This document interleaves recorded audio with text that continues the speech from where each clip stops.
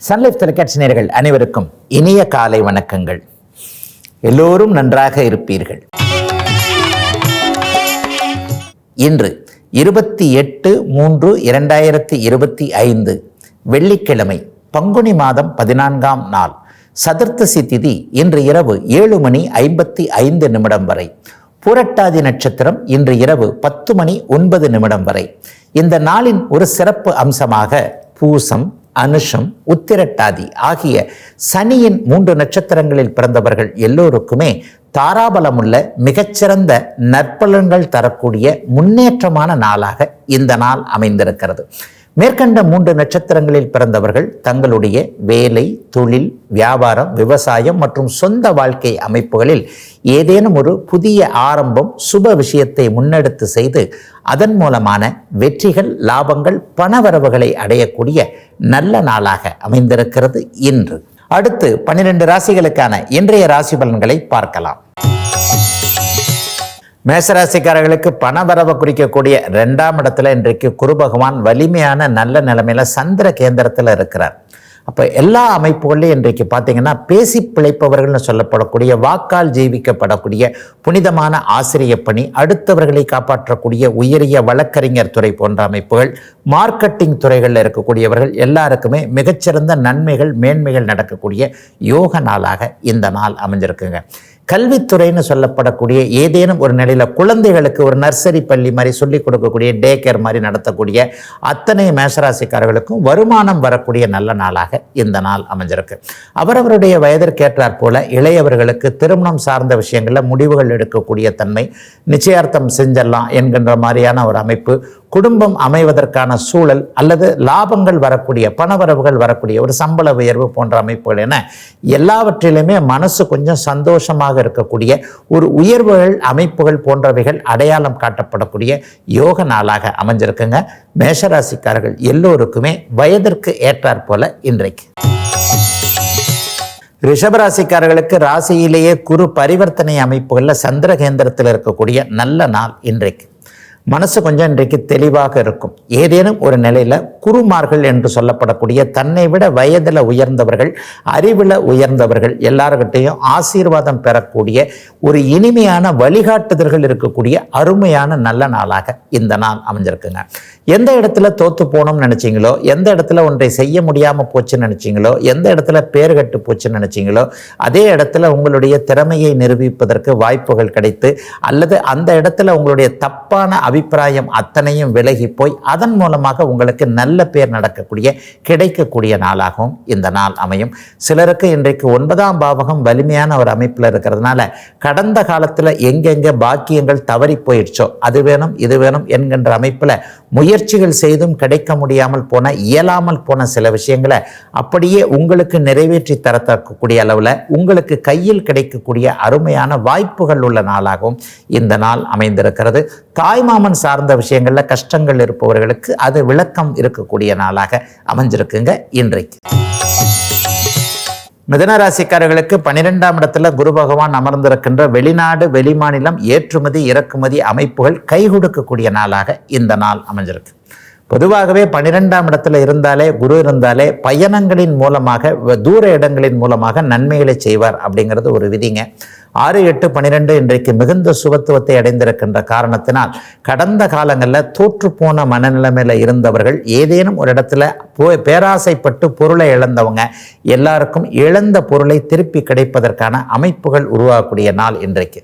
Passport, visa போன்றவைகள் ஒரு 10-20 நாளில் கிளிக் ஆகிடக்கூடிய அமைப்புகள் உண்டு. ஒரு விசா எதிர்பார்த்துட்டு இருக்கிறேன், அந்த ஊருக்கு போகணும், இந்த ஊருக்கு போகணும், அந்த நாட்டுக்கு போகணும், இந்த நாட்டுக்கு போகணும், வெளிநாட்டில் போய் படிக்கணும், வெளிநாட்டில் போய் செட்டில் ஆகணும் என்கின்ற எண்ணத்தில் முயற்சியில் இருக்கக்கூடியவர்களுக்கு ஒரு 15 அல்லது 20 நாட்களுக்குள் அதற்கான முயற்சிகள் பலிக்கக்கூடிய ஆரம்ப நாளாக இந்த நாள் அமைந்திருக்கிறது. அடுத்தவர்களை காப்பாற்ற வேண்டும் என்கின்ற உயரிய எண்ணங்களோடு இருக்கக்கூடியவர்கள், நன்கொடை போன்றவர்களை கொடுக்கக்கூடியவர்கள், தான தர்மம் அதிகமாக செய்யக்கூடியவர்களுக்கு செலவுகள் அதிகமாக இருக்கின்ற நாளாக இந்த நாள் இருந்தாலும் கூட வருமானம் கூட குறைவின்றி வரக்கூடிய ஒரு அற்புதமான நல்ல நாளாக அமைஞ்சிருக்குங்க இன்றைக்கு. கடகராசிக்காரர்களுக்கு லாபஸ்தானம்னு சொல்லப்படக்கூடிய 11ஆம் இடத்துல குரு பகவான் பரிவர்த்தனை அமைப்பில் இருக்கிறார். எதிலும் வெற்றி, எதிலும் லாபம், கொஞ்சம் நிம்மதி குடும்பத்தில் வரக்கூடிய நாளாக இந்த நாள் அமையும். கடந்த 2 வருடங்களாக படாத பாடுபட்டு கொண்டிருப்பவர்களுக்கு அதோ இதோ என்கின்ற இந்த சனி பயிற்சி வந்துருச்சு இல்லையா, இனிமேல் ஒன்றும் கவலை இல்லை. அட்டமத்து சனி விலகிடுச்சு. இனிமேல் லாபம் வர வேண்டியது தான் பாக்கி.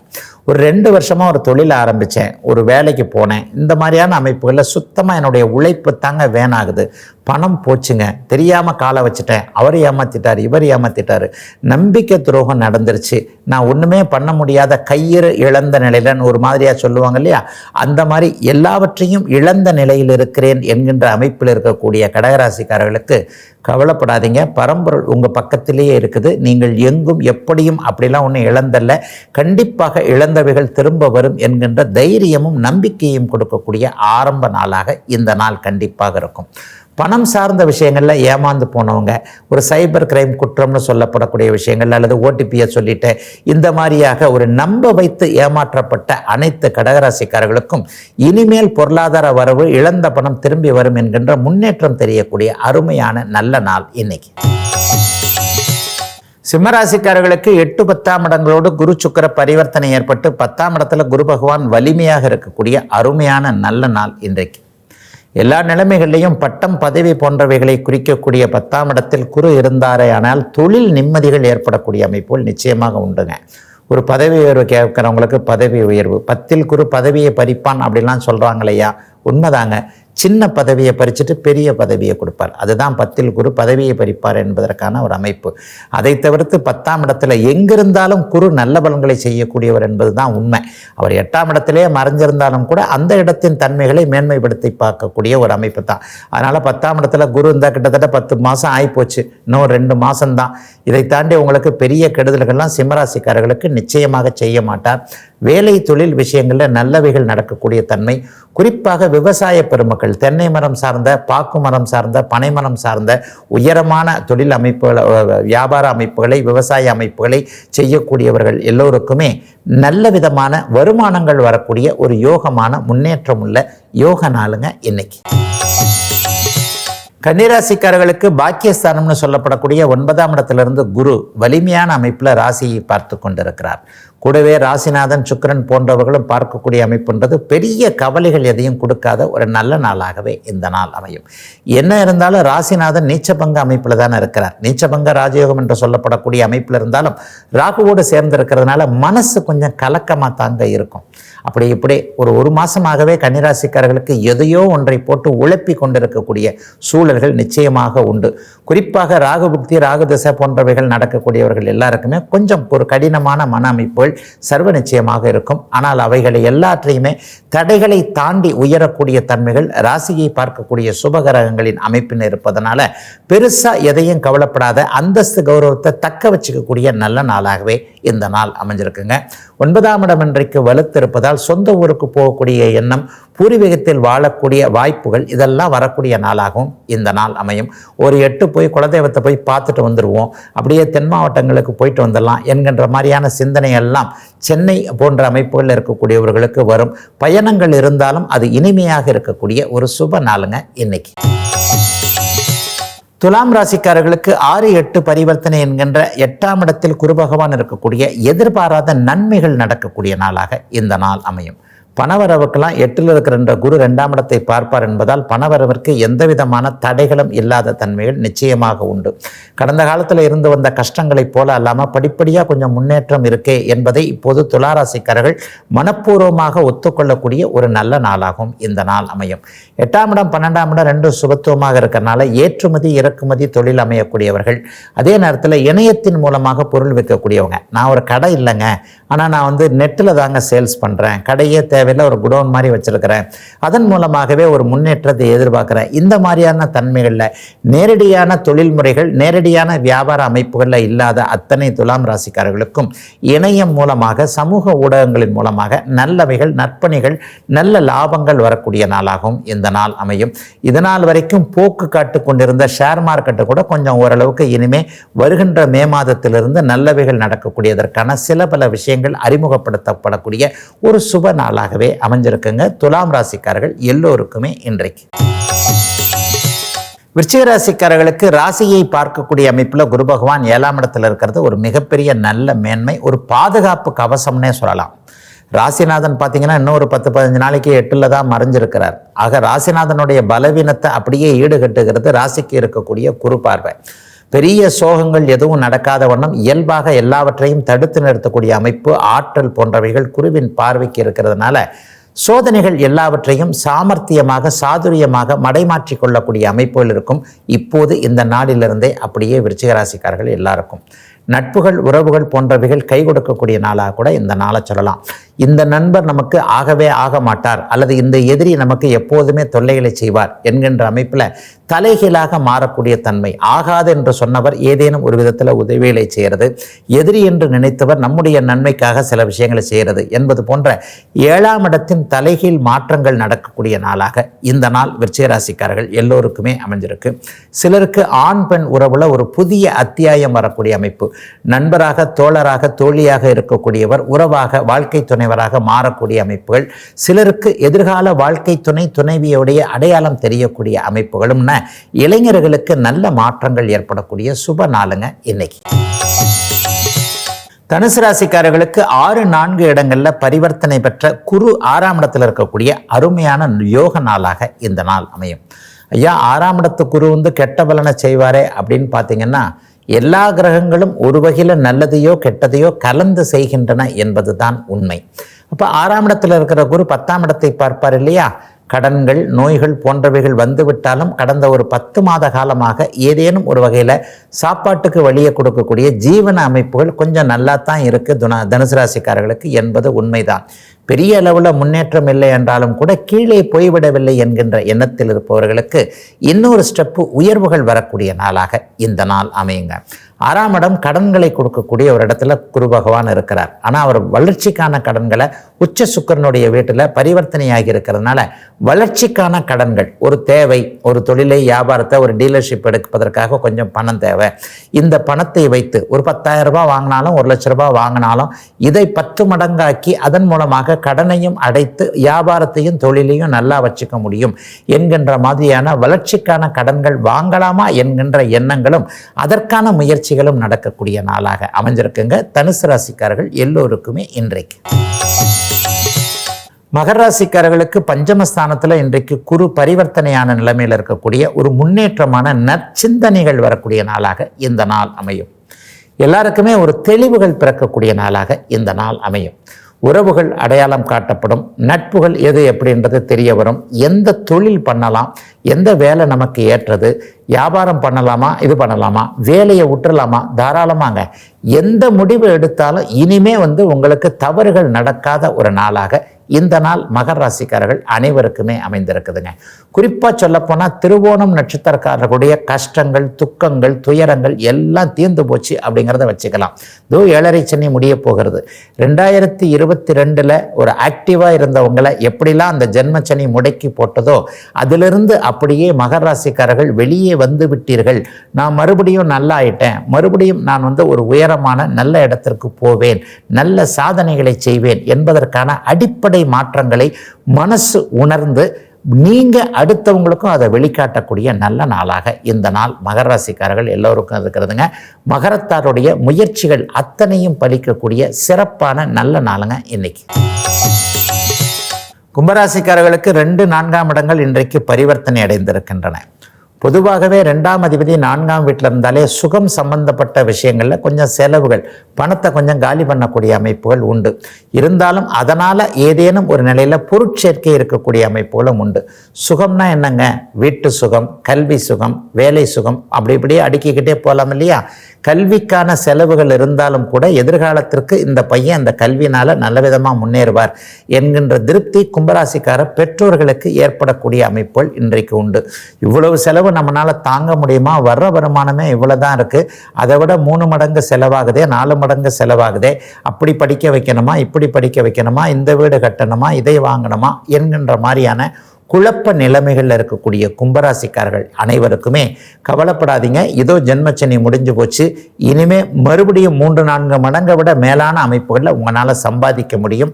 எதையும் தைரியமாக இனிமேல் செய்யலாம்.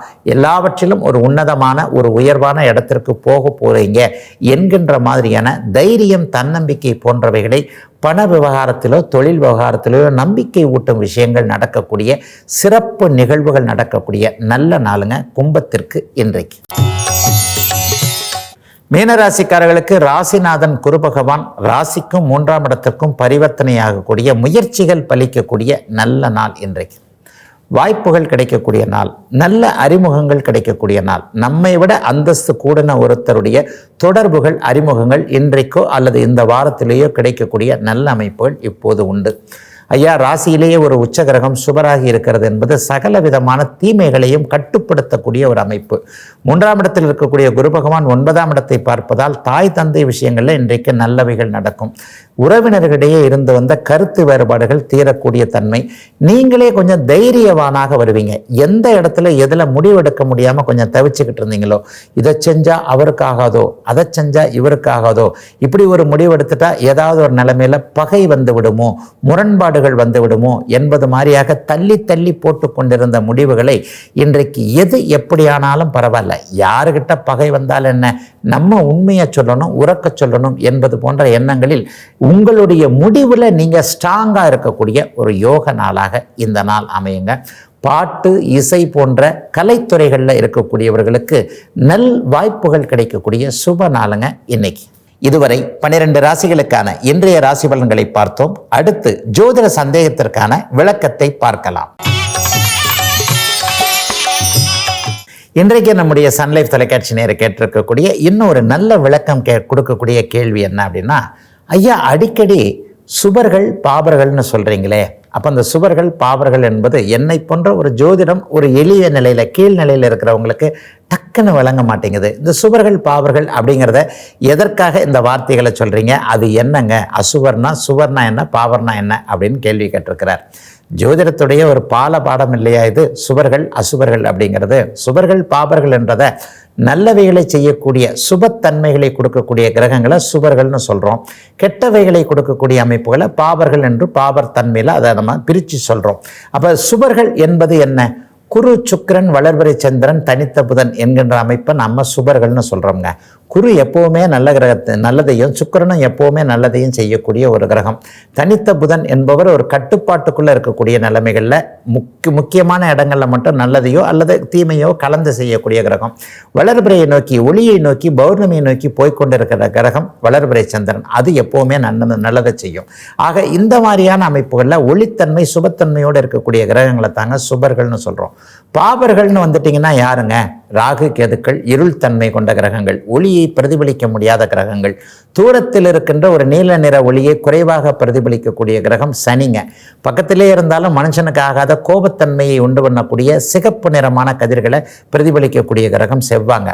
ஆக மனிதனுக்கு நல்லவைகள் செய்யாத தன்மைகளில் இருக்கக்கூடிய தேவையற்ற விஷயங்களை கொடுக்கக்கூடிய கிரகங்களை தான் பாபர்கள்னு சொல்கிறோம்.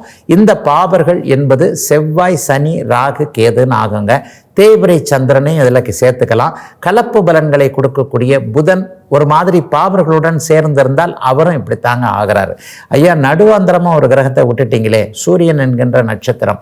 இந்த சூரியன் என்கின்ற கிரகம் பாதி நல்லவராகவும் பாதி கெட்டவராகவும், பாதி அசுபர் பாதி சுபர்னு சொல்லப்படுதுங்க. ஏன் அப்படின்னு சொன்னால், சூரிய ஒளியை வச்சு தாங்க நம்ம கணக்குகளை போடுறோம். நம்ம சில நிலைகளை ஜோதிடம் இயங்குதுன்னு சொல்கிறோம். இங்கே ஜோதிடத்தில் சூரியனாக சொல்லப்படுவது சூரிய ஒளியை அனுபவிக்கக்கூடிய நம்முடைய பூமி தாங்க. நம்ம பூமியில் பார்த்தீங்கன்னா 12 மணி நேரம் வெளிச்சமாக இருக்குது, 12 மணி நேரம் இருட்டாக இருக்குதுங்க. பாதி இருட்டாக இருக்குதுங்க, பாதி வெளிச்சமாக இருக்குதுங்க. அப்போ மறைமுகமாக சொல்லப்படுவது சூரியன் இங்கே பூமியை குறிப்பதாக இருப்பதால் பாதி சூரிய ஒளியை பெறுவதும் பாதி இருட்டாக இருக்கக்கூடிய இந்த பூமியை தாங்க சூரியன்னு சொல்லி பாதி சுபர் பாதி அசுபர்னு சொல்கிறாங்க.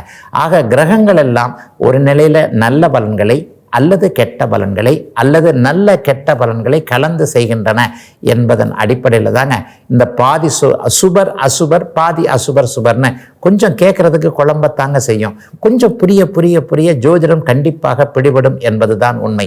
ஆகவே சுபர்கள் என்று சொல்லப்படக்கூடிய கிரகங்கள் எந்த நிலைமைகளிலும் உங்களுடைய ஜாதகத்தில் எந்த பாவகத்தில் உட்கார்ந்துருக்கிறாங்களோ அந்த பாவகத்தின் தன்மையை சுபத்தன்மையோடு இயக்கி உங்களுக்கு நல்ல பலன்களை செய்யக்கூடியவர்கள்.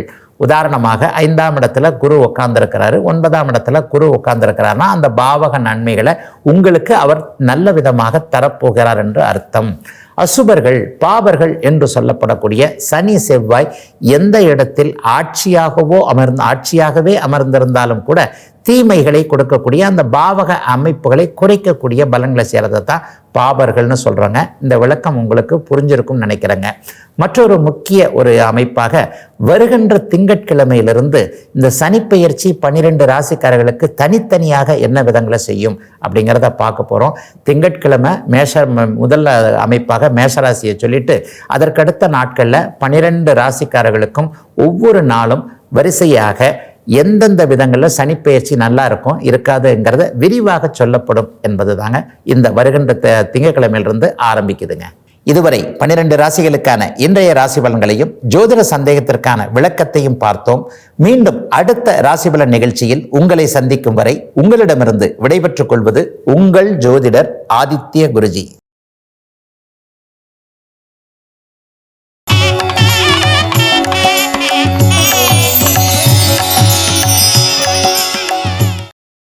இன்னும் பல வீடியோக்களை காண சன் லைஃப் சேனலை சப்ஸ்கிரைப் பண்ணுங்க.